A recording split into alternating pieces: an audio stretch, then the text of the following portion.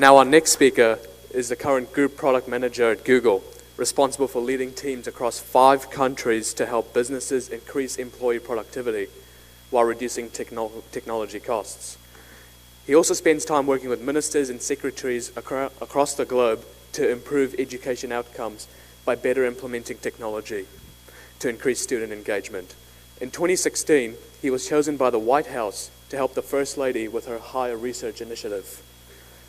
With about 22 years in management experience across several Google products such as Android, Chrome, Google Drive, Google Calendar, Google Tasks, just to name a few. 4 degrees from Johns Hopkins. We have an introduction video coming up, but please join me in giving a very warm welcome to the one and only Cyrus Mistry.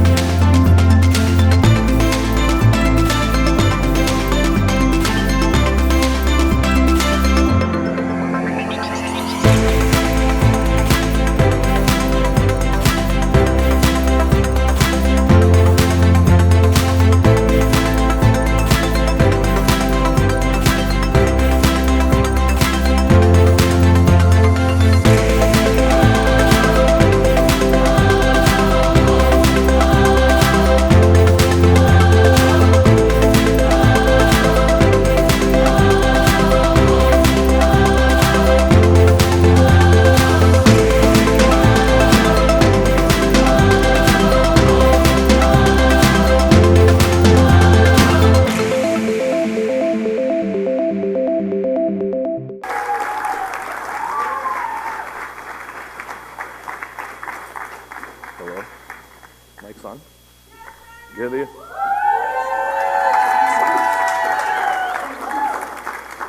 Okay, I have a few hecklers. Good morning. I will get them back later. Getting back later. Good morning. How are you, everyone? Wow, that really is bright. Xerxes was right. Stop it. Okay, good morning. How is everyone? I think we're running way behind, so I'm going to try to go really fast. It's a pleasure to be here. I've been to many of these congresses, and I know how brutal it is to get out here at 9 a.m., which is probably why we started at 9:23 with 10 people. But it's way better now. Okay, good. And I'm totally appreciative. I'm sure you're here mostly because you saw the word Google, not because you saw Cyrus Mistry, but that's fine. I'll take it anyway. So I'm going to try to keep it more discussional and have it be more Q&A and more fun and interesting. So I'm going to keep my section extremely short. We will have a Q&A at the end, so think of your great questions. And those with the best questions will be getting a job offer from Google at the end. Okay? No, absolutely not.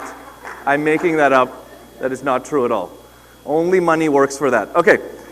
Now, I'm supposed to be talking about 7 secrets of leadership and innovation, whatever that means. That's a lot of buzzwords. I'm probably going to spend most of the time instead talking about 7 secrets to success and happiness, since I think those 2 things are much more interesting and much more fun.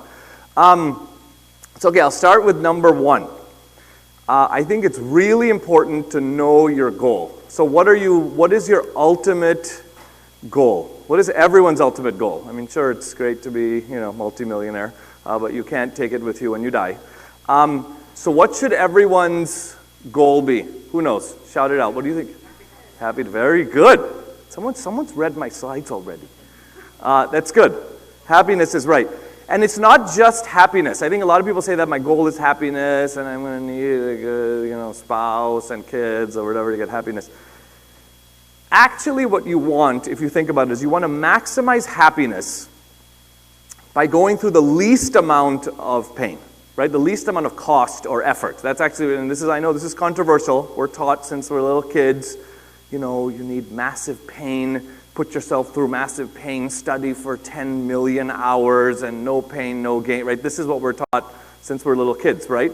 That your whole life should be about you eke out that extra work, and it's all going to pay out someday. But I would say focus on the fraction. I'll give you some examples. So if something was going to be 5 times more cost, more pain, more effort, 5 times more for 10% more reward, would you do it? Who would do it? Raise your hand. 5 times more pain to get 10% more reward. Would anyone do it? A few people. That's painful. Okay, that's good. Who would do the opposite? If it was 10% more pain, cost, effort to get 5 times the reward, who would do that? Okay, some people are literally sleeping. Okay, it's probably a good idea to do that one. Okay? But the problem is we do the first one all the time. We're just thinking about that 10% extra, and we put in so much more time, right? We do so much more time at work just to get that extra raise that's going to be 10%. You want to work 70 hours instead of 40 just to get. Let me give you an example. I'll actually give you a real example. I was, of course, a major nerd, whatever, you saw that. Okay. Johns Hopkins, third year, you take this, biomedical engineering, right? You take this class called Physiological Foundations. Is anyone from Johns Hopkins here? Probably not. 0 people. Okay. You take this class called Physiological Foundations, which is this absurdly difficult class, right? It's like a 400-level class. It is, it's like all med students in there. It's actually a med school class taught to undergraduates and all this. And I knew this was going to be brutal, right? The class is 4 credits. The lab is 3. That's 7 of your credits. It's just this one class. It was a completely brutal class. And I had a ton of other classes to do. So I said, you know what? This is the first time I ever made this call very early on. And I said, you know what? I'm going to downshift that class. I'm not going to go for an A in that class. I have A's across the board, 3, 9, 5, or whatever. I said, I'm going to downshift this. I'm going to go B. I'm literally just going to aim for don't suck in this class. That's going to be my goal. And everything else will be amazing and easy. The effort will be dropped by like 80%, right? If I just do enough. Because I know I can pull out a B, right? So, but that difference made such an enormous difference. I had so much more time. And actually what I was able to do was because I had so much free time from not stressing about that, I was actually able to go, get a second master's because of it. And the irony is, what do employers look at? Well, there's like a second master's, like 2 masters, right, versus your GPA in your it's totally irrelevant, right? Especially after you've worked several years, it's not even on your resume, right? So that's an example of keeping that fraction in mind. That fraction is super important. It's not just happiness, but keep in mind how much effort you're putting into it. And I would also say, be data-driven. Google has this phrase. Does anyone here work at Google, by the way? No? Oh, nice. Oh, I love it. Okay, good. So I've been there a long time, 13 years, and Marissa used to say very often when she was still there, she would say, and it's a famous phrase, you've all heard it, right, which is, your opinion, while interesting, is irrelevant, right? We don't really care. Be data-driven. Show me the data. So when you're thinking about your happiness, too, it's important, the same thing, right? Think about your happiness and think about these fractions. It's actually very important, as strange as that sounds. Okay, number 2. So that's know your goal, focus on your goal, make sure you're keeping that in mind. Number 2, do something you love. Everyone says this, you know this, you hear this, and then your parents tell you, that's all fine, but make sure you're an engineer or a doctor. Right? I don't really care that you really love the flute. It's totally irrelevant. You're going to go be an engineer, right? So we all know this. It's all sad. We're in our hearts. We're like a dancer. We're a thespian, or we're a comedian, or we love this stuff. But you gotta go please take your coding class and do Java, right? So this is actually very, very true.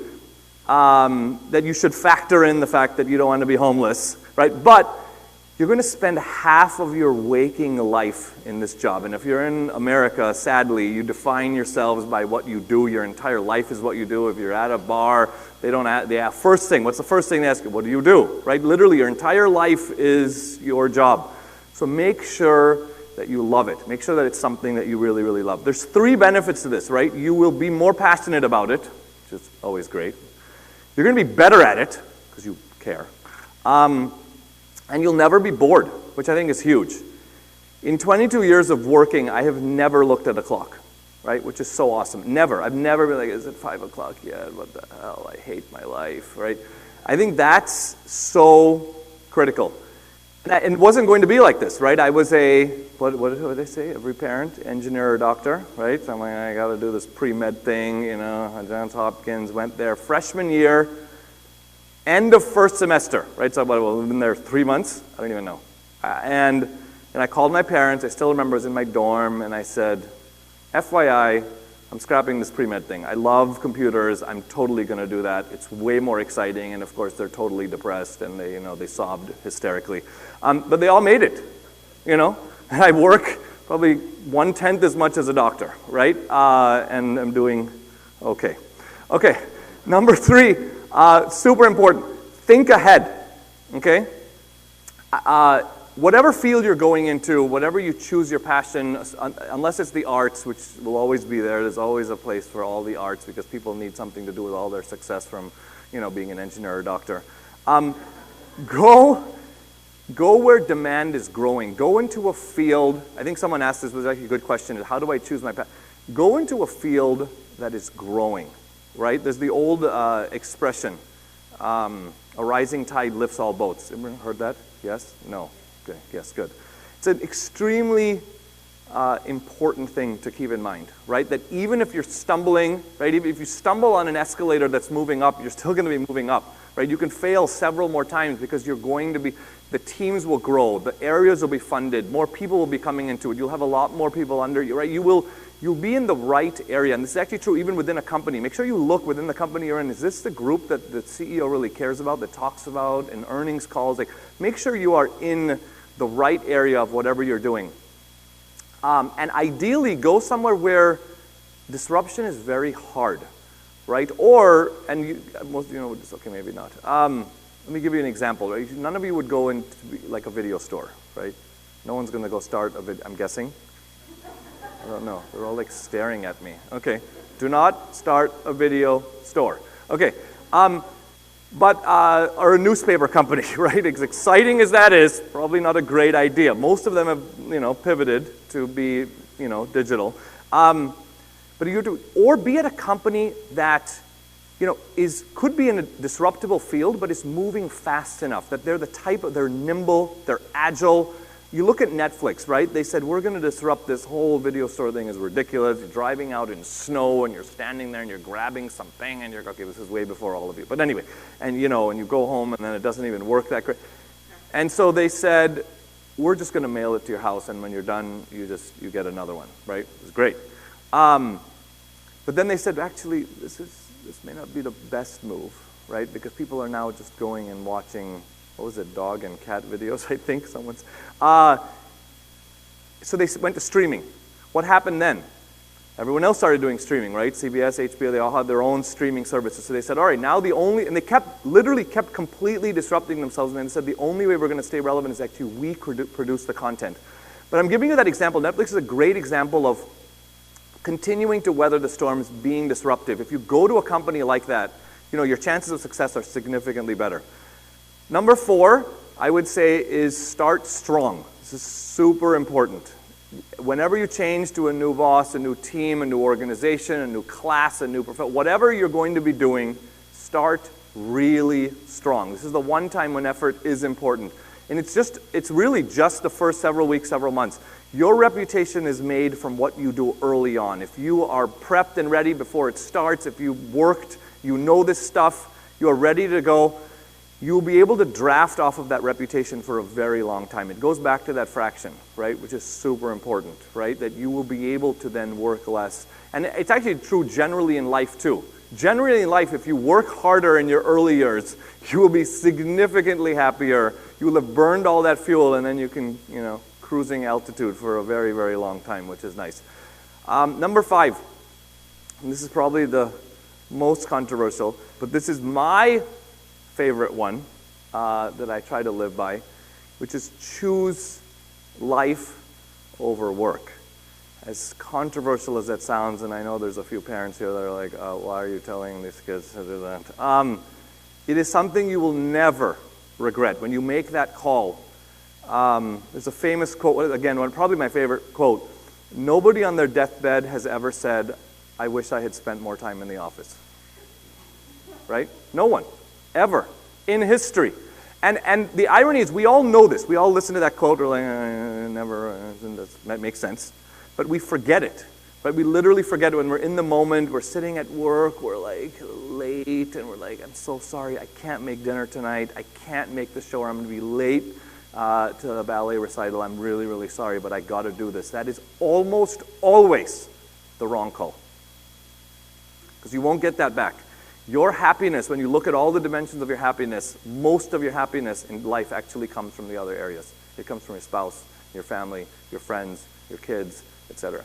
So prioritizing that once you've reached cruising altitude is significantly more important. Don't just keep trying to climb this invisible mountain.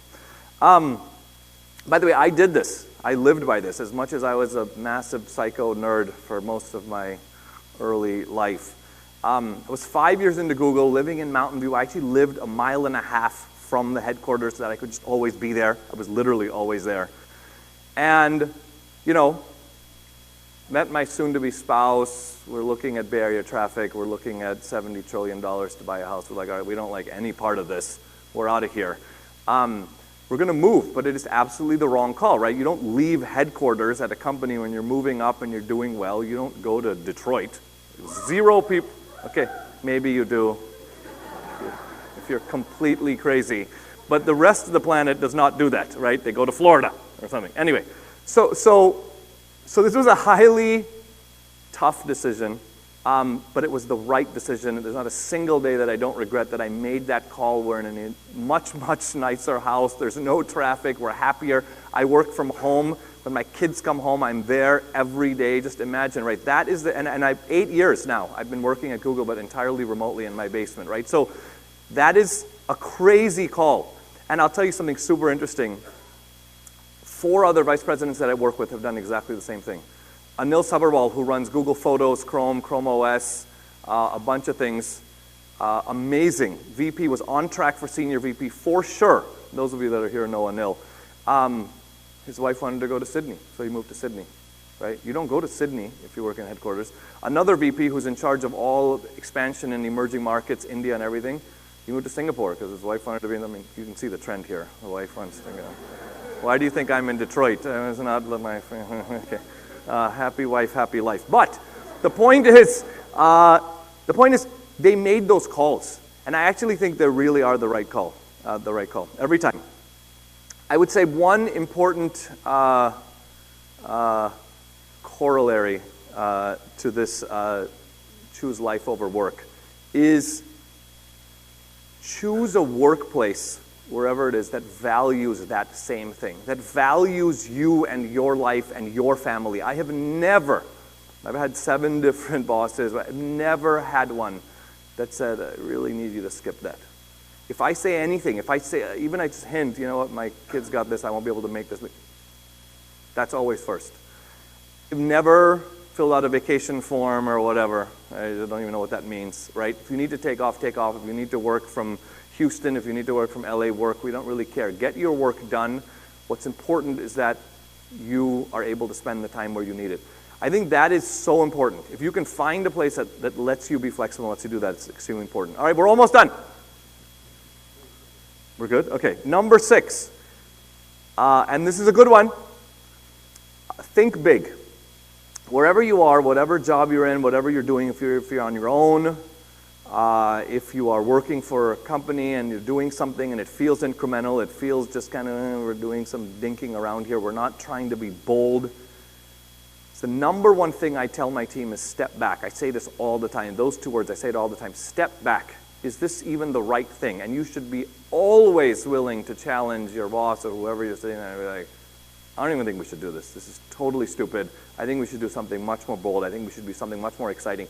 Every executive will start to see that. They'll start to hear you. They'll start to see you as someone that is a true thought leader. You're trying to be a game changer. Think, and all the Google people know this concept of 10x thinking, right? There's a great video if you guys get a chance, right? And go to write your little notes. YouTube for moonshot thinking video. It's a great video by Google. But he gives this example, Astor Teller, who ran Google X, which started self-driving cars and all those different crazy ideas at Google.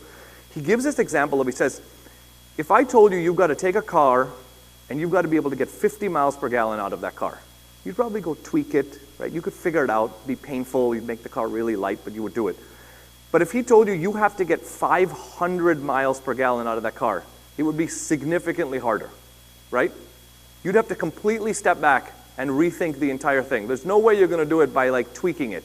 You're going to have to completely rethink the whole design. You're going to have to go to completely electric, etc. That kind of thing forces you to think big. Make sure that you are always thinking big in everything that you do. Don't be afraid. You've all heard the failure is a good thing. Fortune favors the brave, whatever. Okay. And, oh God, number 7. And we're leaving this last, but most important, and Zirks has covered this as well. Who you know is more important than what you know. Your network is critical. My train to success was 10 times easier because of my network. So cultivate your Rolodex. Make sure you remember people's birthdays and you call them, write them down, add them to your calendar. Note all of their children's names as you're talking to them so you can, ask them about them, etc. Your network is going to be huge. You get to a point where when people start asking you questions, you may not know the answer, but you can say, I certainly know who can get you that answer right away, right? Or you can just go check with them and get them the answer. But the idea is that network is going to be critical for every single role, any type of thing that you're doing, it's critical. As part of that, and as part of the legacy of this Congress, we have set up a URL for you. There's a group that you can go to. It's called the Zoroastrian Mentorship Network. You can go to tinyurl.com, that's easy to remember, /zmentors, and you can join this group if you have any questions, if you have a resume, if you want to network with people. There's a bunch of people already on there that are really, really good in industry and success in a bunch of different areas. They can help you, and it's $500, and I'm kidding, it's free. The $500 is for me personally. Everyone else will do it for free. Okay, so I think we have a very short amount of time for Q&A. 8 minutes for Q&A. The first people that come up are going to get a question. Everyone else, no questions. All right, that's it. Thank you very much. Questions? Good. Okay, good.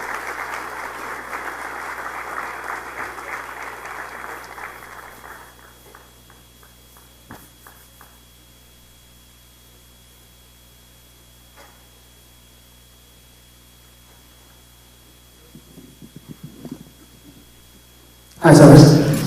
First of all, thank you very much for being here. So I have a question about something that you mentioned about disruption. So I work in tech, and obviously you've got so much experience in there. The question is, how do you choose, or how do you decide what's going to be the next big disruptor? Obviously, no one predicted Netflix, no one predicted Google, no one predicted Amazon. So how do you know, or rather, how can we in this room decide what is the next big disruptor, and how do you make sure that you're either in it or not in it? So that is a very good question. A lot of it depends, back to the very last one I mentioned, a lot of it depends on your network. So if you are able to sit around with people that are in tech or like to think about things, even actually outside of tech is actually very good too. Could be anyone, could be your cousins, and I do this all the time. And you start to think about what are the best thing to do is start to think about what are the problems that people have every day, day to day, and you'll start to actually come up with what these disruptions are going to be, right? There's a lot of good examples. I've been sitting with people and we're looking at the phone and we're like, you know what, you have a phone that has a screen and memory and a CPU and Wi-Fi, and then you also have a computer sitting next to you that has a screen and memory. Why do you have two of these things, right? What's the disruption that's going to come, and it's slowly coming, of course, is if I could actually have a phone and a computer that was one thing, right? If I could truly have that, and I could stick it in my pocket, but then I could fold it out or roll it out and it was a big screen, wouldn't that be amazing? But that's an example, and there's several of these ideas that are coming, right? Those types of things, when you start to think about it, and you, of course, you see foldable screens now. I'd actually written to all the Google people 7 years ago saying, I think we should look at something like a foldable screen. Of course, they didn't do anything. But I think this is This is the kind of thing that you will think when you just start to think about what problems there are and you think about those disruptions. That disruption is going to be huge, right? It's going to disrupt phones, tablets, computers, and it's going to come for sure. So the question is, are you ahead of that? Are you going to a company that's investing in that? Are you going to a company that's working on foldable screens or rollable screens, et cetera? So that's the kind of thing that I would say is think about what those problems are. But yeah, good question. Thank you.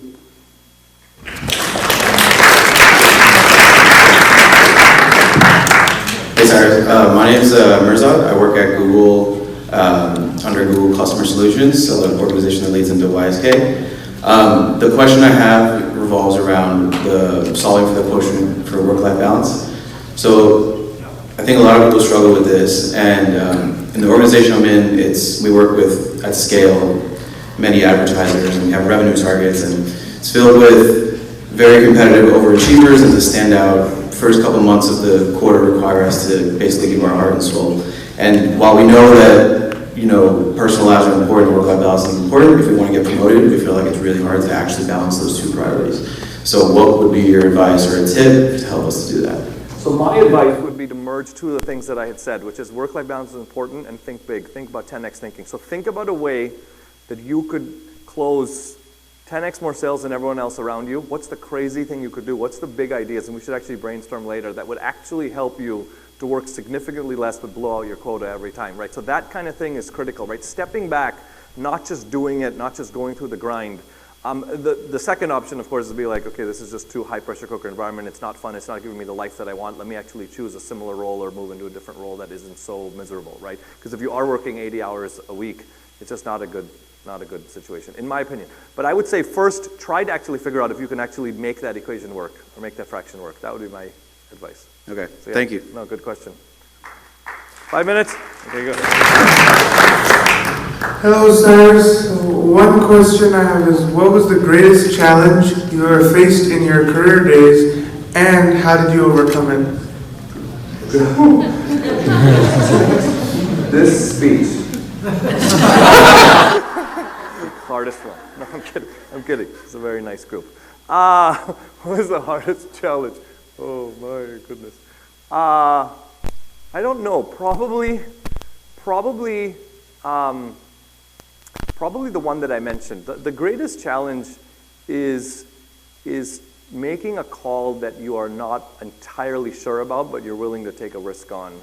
And for me, the greatest challenge I faced was whether I choose life over work, which is an extremely difficult call that I'd never made in my life before, right? You're sitting in college, everyone else is going out to a frat party, although I don't know why anyone would go to that. It's gross and sticky and like boiling hot in some basement. The whole thing is miserable. But I would stay and I would work, right? I'd work on that Friday night. And I think that I'd always made that call. And then choosing for the first time to actually make a different call was very unique. So that's what I would say. Thank you.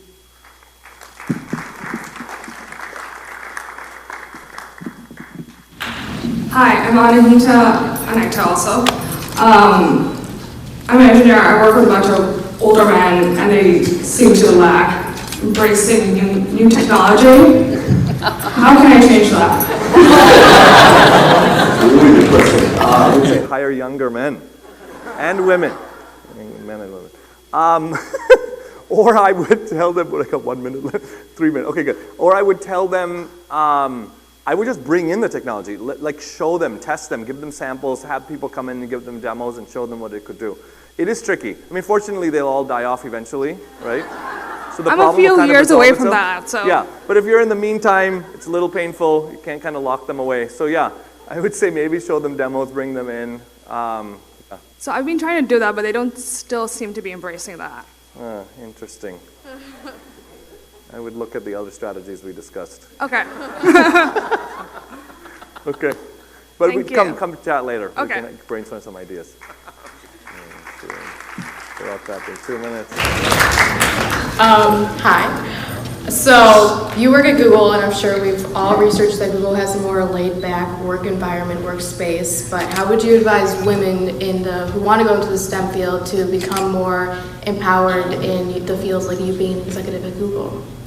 I love that. That's a really good question. This is one of my huge passion areas, by the way. Women in STEM. I've researched this extensively. I want to figure out why. There's a lot of reasons, by the way. There's a lot of stigma for some reason that used to be, women should be sitting at a computer, or they're not really doing that or whatever.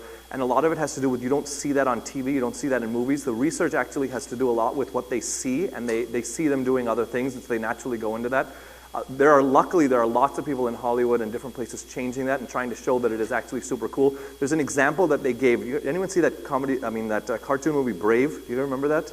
Yeah. And so it was, about this girl that was this amazing archer or whatever. And as soon as that happened, women almost overnight overtook men in archery, got super excited about it. But that just shows that's a small thing that you can do to actually change it. So it actually starts much younger, right? Because by the time they're already in college, we've already got the ratio that we don't like, right? Which is like 80% or whatever. So yeah, and I have a daughter. I'm absolutely obsessed with making sure that she doesn't just think she has to play with, Barbie. Like, she should actually, we should, and they gave another example, right? That you get a computer at home and you want to give it to you, naturally you put it in your son's room. Like, those kind of small unconscious biases that we do make a huge difference. So we can actually be super proactive. So I think it's huge. I think women are generally better anyway at STEM. So I think they should absolutely do it. So, yes.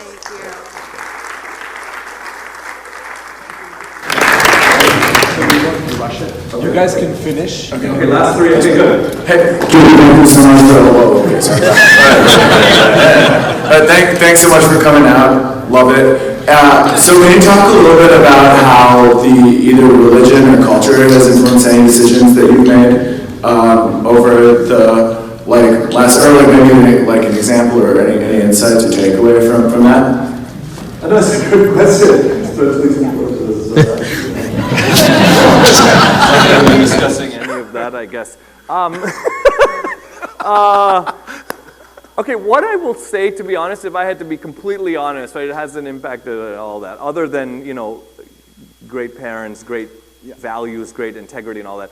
But I would say it made my childhood so much more fun and so much better to have a tight community. And all of us know this. When we look at our community and our lives in our cities, and we have these people that just feel like family, and almost everyone else we ever worked with didn't have that, right? They had their one or two friends that might come over or something like that. But the fact that every weekend we had things and we had sleepovers, and even in a very small community like Detroit where we grew up, I think that makes a very big difference. So I think it did help. It helped us to, work hard, play hard when we were young and have fun. So I think my guess is it actually made a bigger difference than I've thought of. So yeah, that's a good question. Bro. Thank you.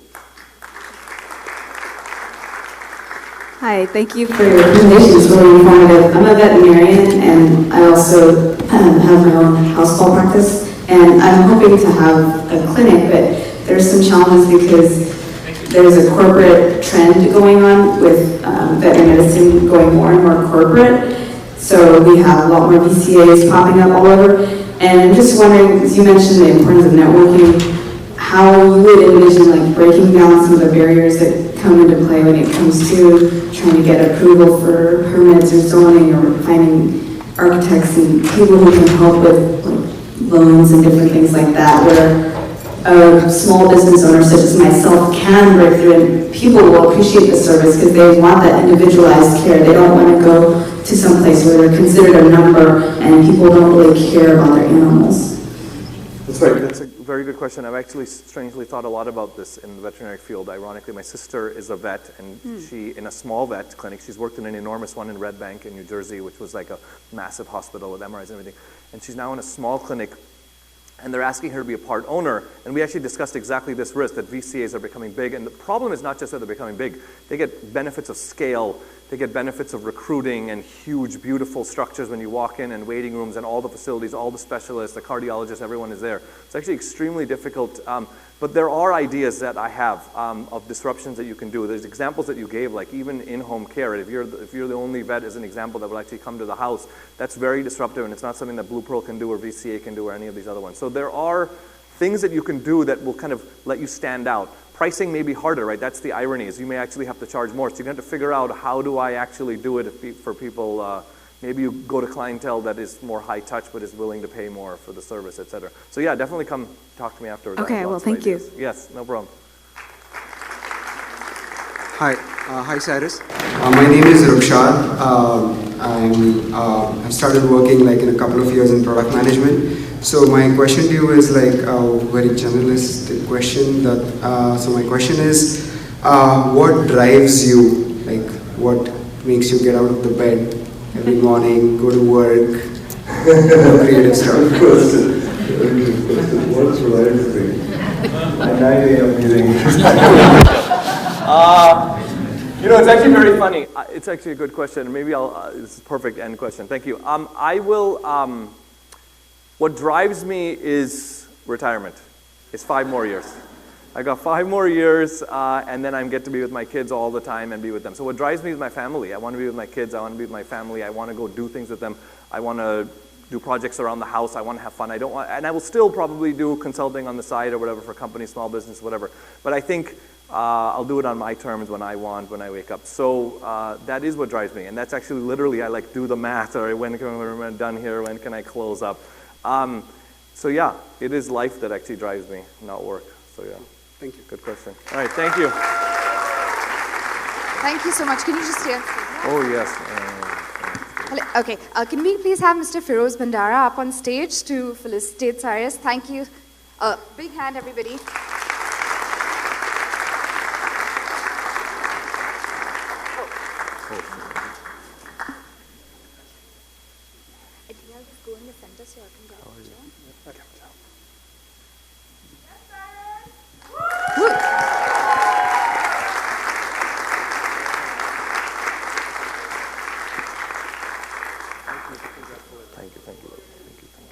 Oh, is this one?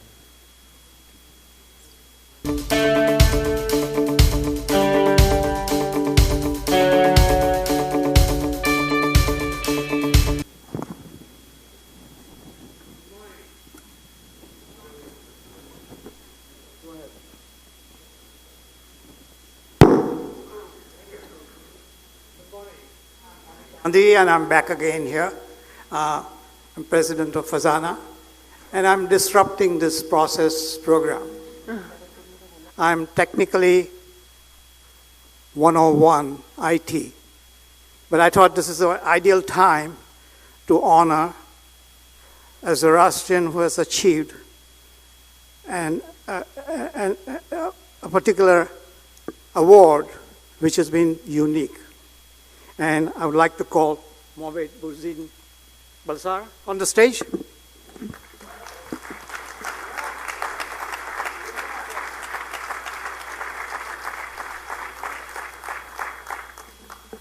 Mohamed Bouzid Bandara have won an award from approximately 1,800 high school students from over 50 countries, regions, and territories.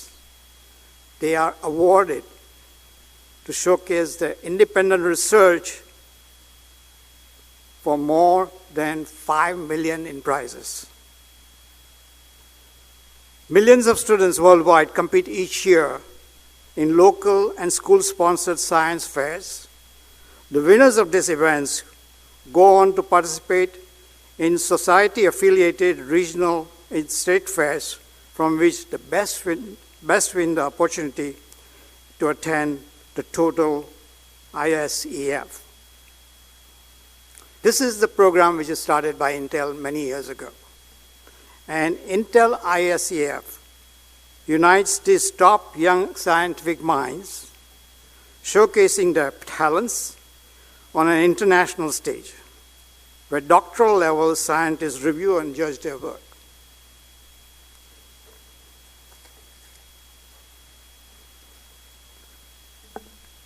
So congratulations, Mohamed Bouzid Bandara.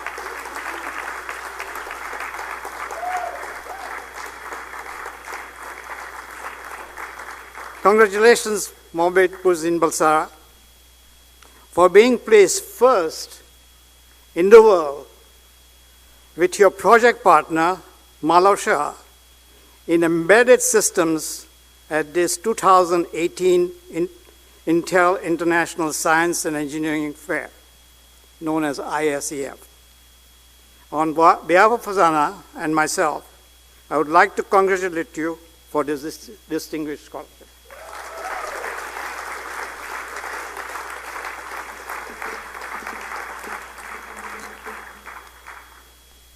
Buzin and his project partner placed first in the world in embedded systems at this fair. They also received the Best in Category award.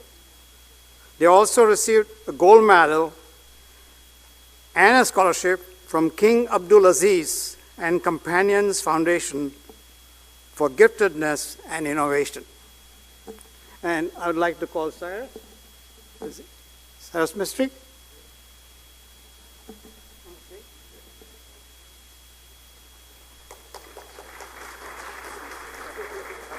I would like you to present this award to Buzin.